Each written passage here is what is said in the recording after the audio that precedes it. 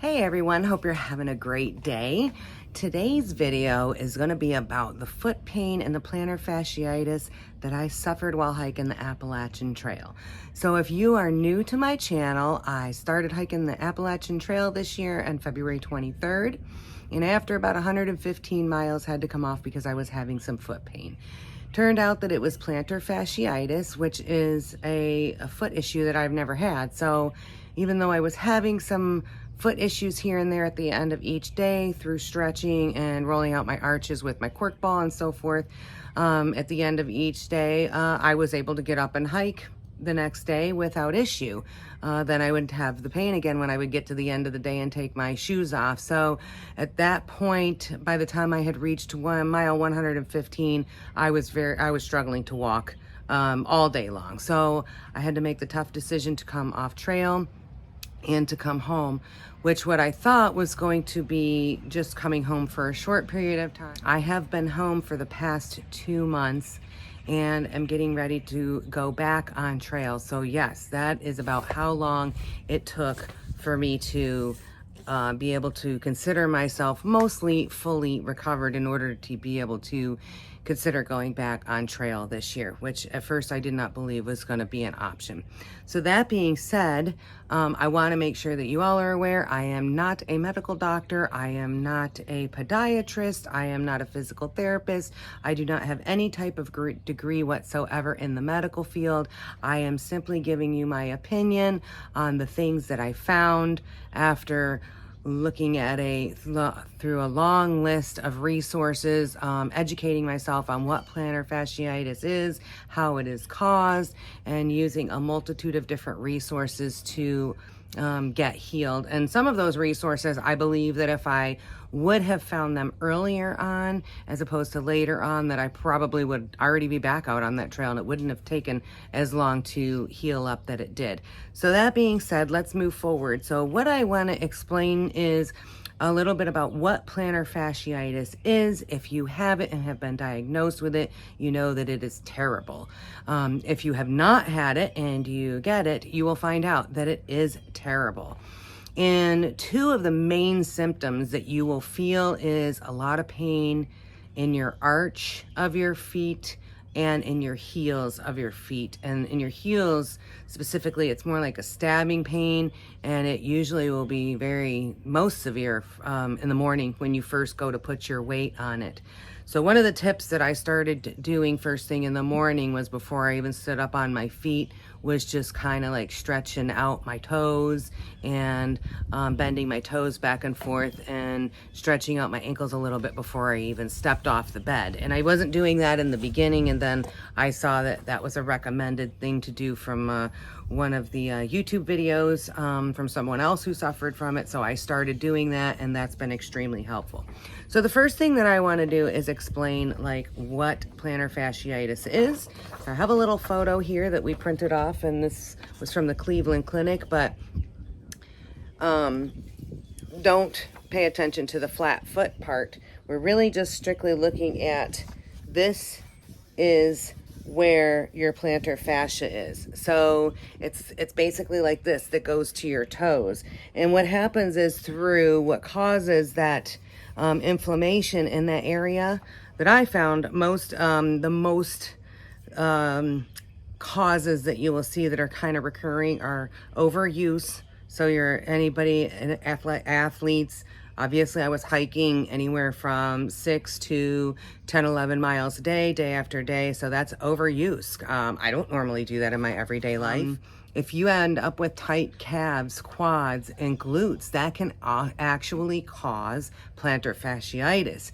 So it is very important to make sure that you're stretching out and keeping those muscles loose to prevent plantar fasciitis. And it was very interesting because when I first came off trail, my calves were you would have thought that they got hooked up to a compressor. They were just so hard. So I believe that was probably a big indicator of what caused me to end up with plantar fasciitis: being overweight and having the wrong shoes. Now, overuse, yeah, I'm sure I went from, not hiking 8-12 miles a day to hiking 8-12 miles a day up and down mountains. Not stretching enough, not stretching the right muscles. You know, that arch area in your foot and that fascia is all connected through your calves, through your quads, up into your glutes. And so if any of those get tightened, they're going to impact that. So it is really important that you are stretching out all of those areas before and after use. And that's very important if you are hiking. The wrong shoes, the shoes that I went on trail with, I had used them for years, so I didn't expect to be having a shoe issue, but it turns out that the shoes that I was wearing were probably not the right shoes for the AT. And I did make a video on shoes, and I will link that below. And then, of course, being overweight, I certainly can stand to lose a few pounds. So what happens is when you are overusing overweight, tight muscles, this whole area gets inflamed, and typically where you'll feel your pain is right here in your heel and then also in the arch area. So I want to kind of go through the things that I found that I did to heal up, and it took a long time. I mean, it was probably a good 3 or 4 weeks that I was still in a lot of pain, even though I was doing a few things. So it took a lot of research and a lot of pulling together of a lot of different resources to be able to get myself to the point where I consider myself, quote, mostly healed and can go back on trail. But I continue to still do all of these things pretty much on a daily basis, and sometimes twice a day, depending what they are, to prevent another flare-up. So the first thing that you want to do if you have a severe plantar fasciitis flare-up is stop the overuse and rest. And so making the difficult decision to get off the Appalachian Trail and actually come home, which I thought was going to be like a week and ended up being like 8 weeks. You know, I had to stop the overuse and rest and kind of reset and be like, what do I need to fix? And before I made a decision whether I could or could not go back on trail. 2 is you have a lot of inflammation in that fascia. So you want to reduce the inflammation, and you can take your ibuprofens and stuff like that to help with the inflammation, but obviously icing is the best thing. So the easiest way to ice the arch of your foot is to get a frozen water bottle and just roll on the floor, on a towel or whatever, and roll your arch back and forth over that water bottle. The little bit of pressure on the arch feels really, really good. And then also the ice will help with the inflammation, and it's just getting in that arch really good. So it kind of is a double with the massaging going back and forth and then the icing at the same time. The third thing, and I actually had this on trail because you can see it's not all shiny new cork, is a massage bowl, and to use these to roll out your arches and your heels. So you can just put this on the floor and then just take your foot and just roll it back and forth, side to side, put a little bit of pressure and hold it on your heels, and it does feel really, really good. You don't want to overdo it, but a couple times a day, that just feels good. And obviously you can do that when you're sitting in a chair and relaxing. The fourth thing was, I found that weakened muscles tend to be the cause of plantar fasciitis. Your feet are weak, and a lot of the shoes that we wear nowadays cause those muscles in our feet to go weak. So then when we want to use them a lot, they're not up to par. So my goal became, how do I strengthen my feet and get those muscles back in line so that they can hold my weight, and so that I can walk up and down stairs and walk through a grocery store and so forth. So I started walking barefoot all the time, as much as I could, in my yard, around my house. I am barefoot probably, other than when I'm out in public, the majority of the time now. And what that has done was that has provided my muscles in my feet to naturally strengthen over time. The fifth thing that I did was stretching.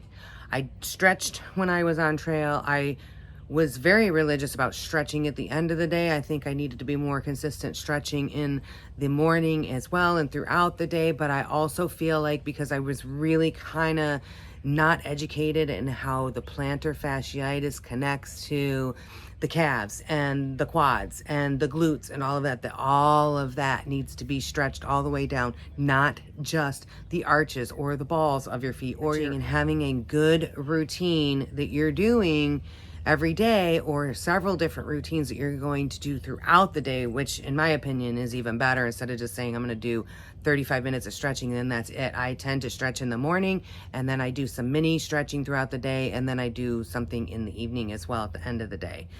And then the sixth one, I don't know if everybody's going to have access to this, but I have a wonderful husband that massaged my feet every single night for the past 2 months that I have been home. One, because I think he wants me to go back on a trail and get out of his hair, but he saw me when he picked me up. I wasn't even able to sleep through the night. I had to keep my legs up in the air in the middle of the night because I was in so much pain. So that was sympathetic. So let's just review those really quick without explanation. Is if you're having a plantar fasciitis, whether it is minor or severe, just adjust these. However, stop the overuse and give them some rest. Give your feet or your foot some rest. Ice for the inflammation. Best thing to use is a frozen water bottle, a massage ball to roll out those arches and heels, that scar tissue, and just kind of improve circulation. Walking barefoot, doing what you need to do to strengthen those feet. The problem is occurring because your muscles in your feet are weakened in most cases. 5, stretching. And 6, if you have a partner, a foot massage every single day. Or there's places just like massage centers where you can just go get a foot massage and do that to improve circulation. That's important. You want to improve the circulation, which is then going to increase and speed up that healing process. So I'm going to now briefly talk about a few of the resources, and I will post the links to these 3 YouTube channels that I still do practice the stretching from these 3 YouTubers. First one is Dr. Melissa Oleson, and she has a plethora of videos on plantar fasciitis specifically, but also foot. And she has a great yoga for plantar fasciitis, and in that video she's like, cure it within a week. And that was really the one thing that I stumbled across it when I started doing that. Within the first 2 to 3 days, I started to feel substantial relief. And I still do that routine. Now I have it memorized. I don't even have to watch the video anymore. I will be doing it when I go back out on trail, and it is wonderful. The second one is Strength Side, and their focus is on building strength through movement, natural movements, and that has been kind of a compilation of meditation. I want to say, I don't even know how to describe it, but it's some yoga, some stretching, some strength building with meditation and getting your mind in line with your body. And I usually do one of their morning stretch routines because they're quick. A lot of their videos are really, really quick. You don't need a lot of equipment to do the majority of the videos that they have out there. And then the third one is Qigong meditation. So I've been doing Qigong every day. And the one thing that you can really take from the 3 of these that I just mentioned, and you will see, if you go and you visit any of their sites, is every single one of them is stretching. It's stretching and strength building, natural, and all 3 of them are for any level of, no matter what your abilities are and what shape that anybody at any level is able to jump in. And I highly recommend that if you're having issues with your feet, check out any 3 of these YouTubes and pick one and just do it a couple times in a week, and you will start to feel so much better just getting up out of a chair or walking up and down 2 or 3 steps. So that being said, I hope that this video was helpful to anybody that may be suffering from plantar fasciitis, because I can tell you, I know more about foot and plantar fasciitis for never having it before than I ever thought I would. So does Joe. And we spent hours and hours and hours and trying many different things. And the 5 things that I mentioned and the 3 YouTubers that I found all have wonderful information that helped me heal from this terrible terrible pain that I was in.